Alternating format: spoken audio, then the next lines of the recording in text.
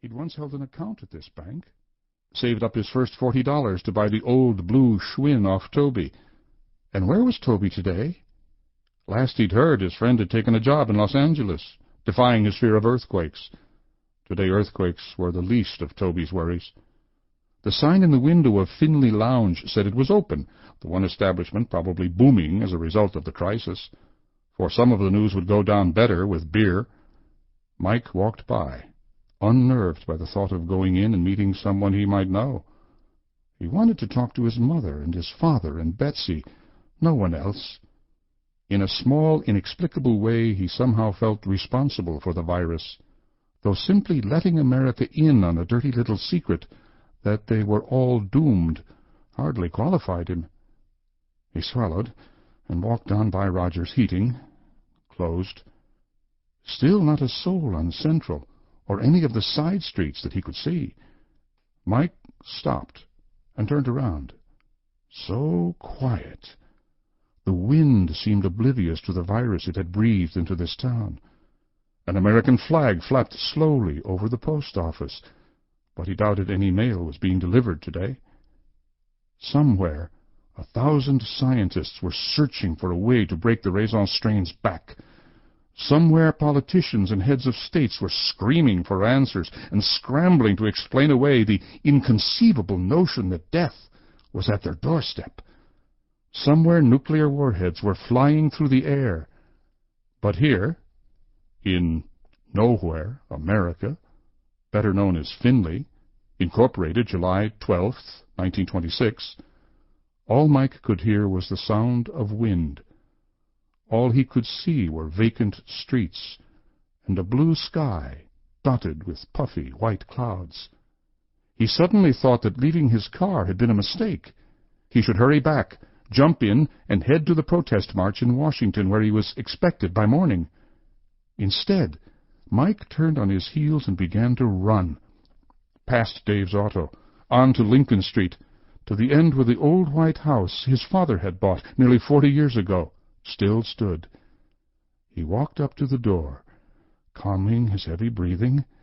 No sound, no sign of life. He should at least hear the tube, shouldn't he? Mike bounded up the steps, yanked the screen door open, and barged into the house.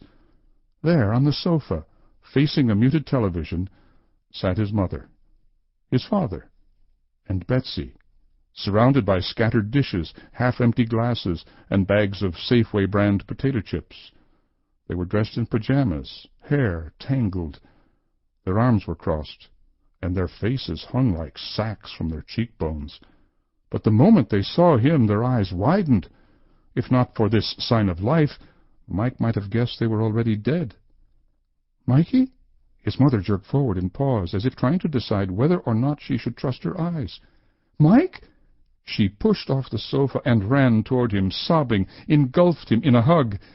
He knew then that the march on Washington was the right thing to do. There was no other hope. They were all going to die. He dropped his head on her shoulder and began to cry. Chapter 1.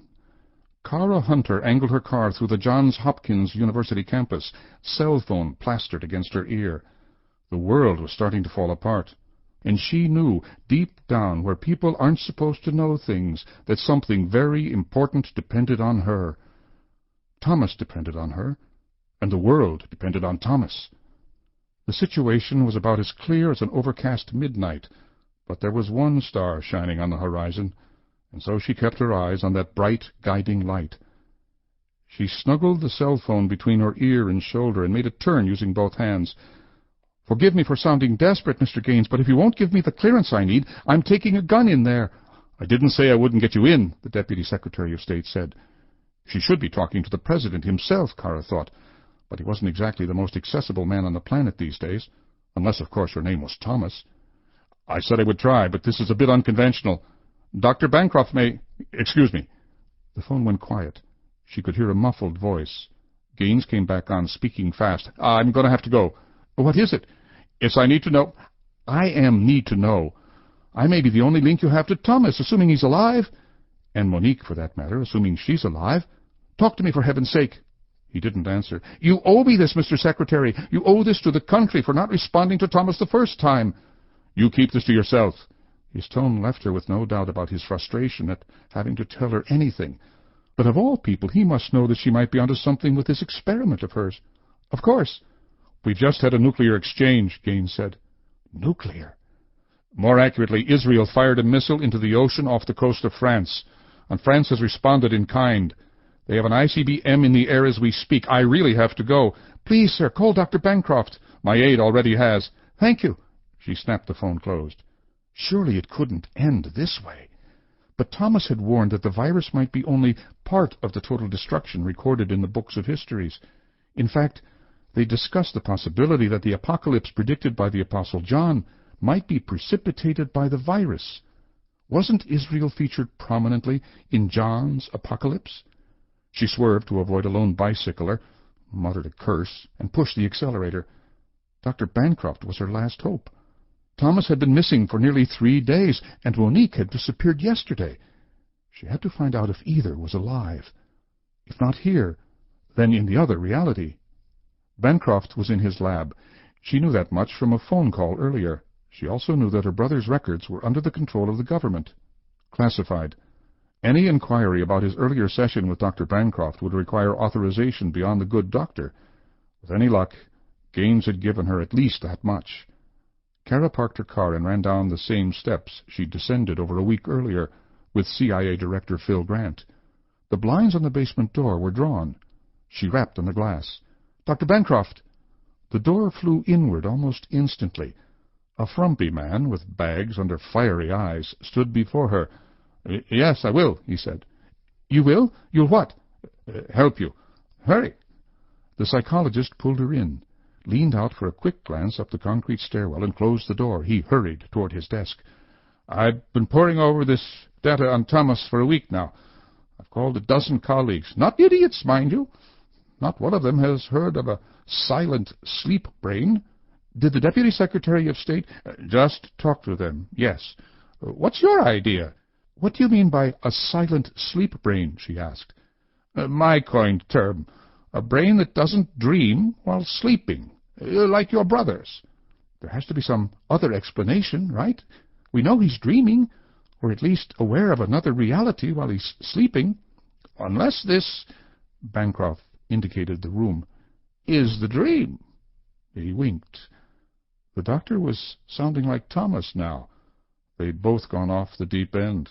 Then again, what she was about to suggest would make this dream business sound perfectly logical by comparison.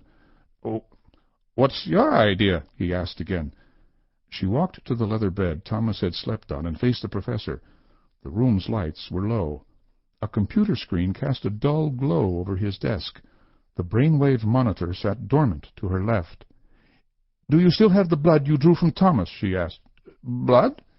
"The blood work. Do you still have it?" "That would have gone to our lab for analysis." "And then where?" "I doubt it's back. If it is, then it would be in the lab upstairs. Why are you interested in his blood?" Kara took a deep breath. "Because of something that happened to Monique. She crossed over into Thomas's dreams. The only thing that links the realities other than dreams is blood. A person's life force, as it were. There's something unique about blood in religion, right? Christians believe that without the shedding of blood, there is no forgiveness of sins. In this metaphysical reality Thomas has breached, blood also plays a critical role, at least as far as I can tell. Go on. What does this have to do with Monique's dreams?" "Monique fell asleep with an open wound. She was with Thomas, who also had an open wound on his wrist. I know this sounds strange, but Monique told me she thought she crossed into this other reality because her blood was in contact with his when she dreamed. Thomas's blood is the bridge to his dream world." Bancroft lifted a hand and adjusted his round glasses. "And you think that—" He stopped.